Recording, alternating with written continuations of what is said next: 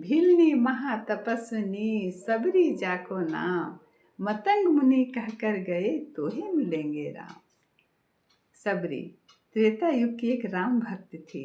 वो पिछले जन्म में एक राजा की रानी थी और बहुत ही सुंदर थी। प्रयागराज में कुंभ का मेला लगा था। वो अपने राजा के साथ कुंभ स्नान के लिए गई। संतों की मंडली आई हुई थी। उसने राजा से वहां जाने की आज्ञा मांगी। राजा ने यह कहकर मना कर दिया कि एक रानी को शोभा नहीं देता संतों के बीच जाना।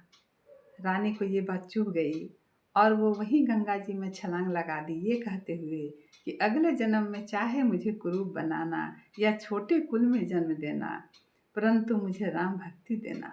अगले जन्म में वही रानी सबरी हुई और वो मतंग मुनि के आश्रम में रहकर राम भक्ति करने लगी। मतंग मुनि जब समाधि लेने लगे तो उन्होंने पूछा, मेरे राम कब आएंगे? मतंग मुनि ने कहा, अरे सबरी, तू तो इतनी भाग्यशाली है कि जिस राम को लोग ढूंढते हैं वो खुद तुम्हें ढूंढते हुए आएंगे। एक समय आया, राम जी लक्ष्मण सहित सबरी की कुटिया में आए। सबरी रोज राहों में फूल बिछाती थी और 10,000 वर्षों तक राम का इंतजार की थी।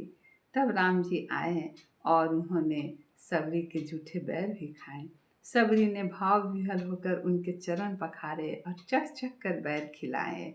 10,000 वर्षों के बाद सबरी की तपस्या पूरी हुई। तभी तो कहा जाता है, भक्त न सबरी समान, भाव के भूखे हैं भगवान, भाव के भूखे हैं भगवान।